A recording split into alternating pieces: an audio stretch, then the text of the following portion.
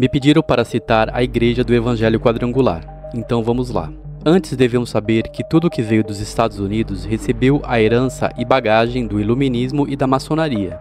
Então fica até redundante citar denominação por denominação. O objetivo destes vídeos são didáticos, para que cada um aprenda a fazer suas próprias leituras. O Iluminismo e o Protestantismo têm uma relação significativa. O protestantismo, especialmente após a Reforma Protestante do século XVI, ajudou a criar um ambiente intelectual e social que favoreceu o surgimento do Iluminismo no século XVIII. É coisa que todos nós já sabemos, que está inclusive na história, né? A disputa dos reis e da autoridade dos papas, a questão do absolutismo. Então o Iluminismo favoreceu e foi beneficiado também pela Reforma Protestante, principalmente com a invenção da imprensa de Gutenberg, onde a Bíblia passou a ser impressa e antigamente estava no poder da Igreja Católica, ninguém lia. Então as pessoas começaram a ter liberdade de interpretar a Bíblia, porque então a Bíblia chegou na mão das pessoas. Quando não havia ainda a imprensa, a Igreja Católica disseminava a sua teologia através das pinturas, né, que era realizada por esses artistas que se tornaram famosos, Michelangelo, Leonardo da Vinci, dentre outros. O protestantismo, especialmente o luteranismo e o calvinismo, enfatizava a leitura individual da Bíblia, sem a necessidade de mediação da Igreja Católica. Isso incentivou uma mentalidade mais crítica e racional, que também é um dos pilares do Iluminismo. Então eles se uniram dentro dessas ideias afins. Claro que o protestantismo ele teve o seu lado positivo, né? Ele auxiliou essa parte aí, a questão da Bíblia chegar na mão dos leigos, mas também com o desenvolvimento e a criação da imprensa, queira ou não, a Bíblia uma hora chegaria mesmo, né? Como vários outros livros, onde as pessoas começaram a ter acesso ao conhecimento. Então, neste caso, tanto os reformadores protestantes como os iluministas desafiaram autoridades estabelecidas. Os protestantes contestaram a autoridade da Igreja Católica e do Papa, enquanto os iluministas questionaram não apenas a religião organizada, mas também o absolutismo monárquico e outras formas de autoridade tradicional. A relação entre protestantes missionários e maçons no Brasil foi marcada por uma colaboração estratégica, especialmente no século XIX. Ambos os grupos compartilhavam ideais de liberdade, educação, progresso, e foi o que aproximou eles em diversos momentos da história brasileira. A maioria das igrejas negam essa relação, mas ela sempre existiu e ainda existe. Principalmente agora com as reformas políticas, essa aproximação ficou mais forte ainda. E a aproximação entre protestantes e maçons se deu por causa de alguns princípios políticos que ambos defendiam. Liberdade religiosa de pensamento. Enquanto o catolicismo ainda era a religião oficial do Brasil, os maçons e os protestantes defendiam a liberdade de crença. A educação e instrução pública, já que os missionários protestantes criaram escolas e incentivaram a alfabetização, um ideal que também era promovido pela maçonaria, que via a educação como um meio de progresso e oposição ao autoritarismo da Igreja Católica. E os maçons eles tinham muitas razões para ir contra a Igreja Católica, que nós sabemos está registrado na história, a questão dos templários, da Inquisição, né? Todas essas questões aí da Idade Média, no qual a Igreja Católica ela perseguiu muitas pessoas, protestantes, maçons e várias outras minorias. E a Igreja Católica ela tinha uma forte influência política no Brasil, então eles terminaram se unindo. Foi algo que favoreceu a amizade entre maçons e protestantes que buscavam os mesmos ideais.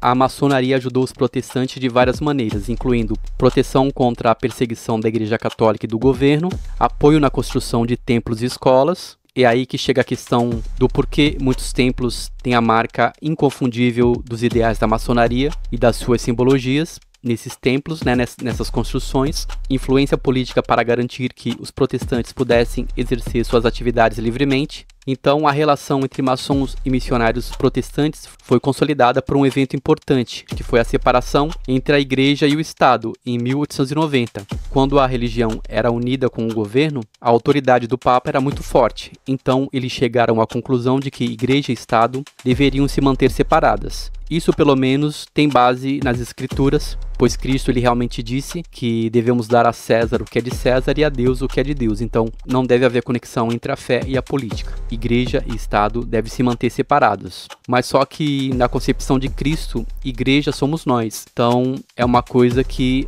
os religiosos distorceram também e decretaram que Cristo teria fundado alguma religião, né? Seja catolicismo ou protestantismo, criaram dogmas, voltaram a edificar aquilo que Cristo já havia derrubado. pois quando os discípulos estavam observando o templo e estavam exaltando a magnificência dele, Cristo havia alertado que não ficaria ali pedra sobre pedra, mas que em 3 dias ele voltaria a estabelecer uma nova igreja, que não seria mais a igreja de pedra. E tem também aquela palavra que fala que os antigos construtores, eles rejeitaram a pedra fundamental. Então tem toda essa relação aí confusa, que muitas pessoas não entendem, e quem entra agora nas denominações e religiões já pega uma massa malhada e não faz pesquisa sobre o passado, de como tudo isso se desenvolveu para chegar na situação que está. O contexto da chegada dos missionários protestantes a partir do século XIX, missionários protestantes começaram a chegar no Brasil, vindos principalmente dos Estados Unidos e da Europa. O país ainda era fortemente católico e com laços estreitos com a Igreja Católica,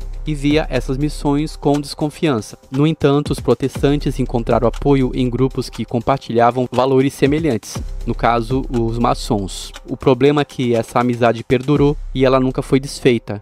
Então, dentro desse contexto, foi registrado na história que muitas igrejas evangélicas foram influenciadas pela tradição maçônica na construção da sua teologia, seja nos hinos da harpa cristã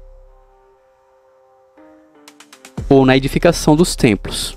Podemos citar como exemplo o Templo da Igreja Batista e outros, que foram inspirados na filosofia maçônica.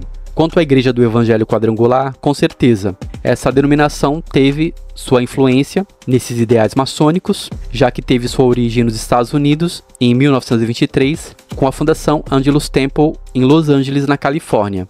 A fundadora foi a pastora Aimee Semple McPherson, também conhecida como Irmã Aimee. Bom, a denominação alega que o nome quadrangular vem do fato de que, na Bíblia, Deus se revela a Ezequiel como um ser de 4 faces, um de homem, um de leão, um de boi e um de águia. No Brasil, a Igreja do Evangelho Quadrangular foi trazida pelo pastor Harold Williams e sua esposa Mary Williams, em 1951, na cidade de São João da Boa Vista, São Paulo. Tem muitas simbologias, sim, nos logos, e se compararmos o símbolo dessa denominação, encontraremos simbologias ocultas.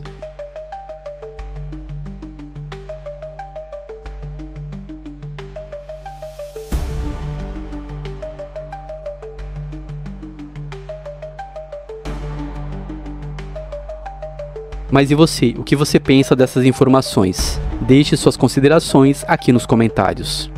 Se gostou dessa informação, curta e compartilhe. E se você não é inscrito aqui neste canal, se inscreva para receber mais atualizações. Um forte abraço e até mais.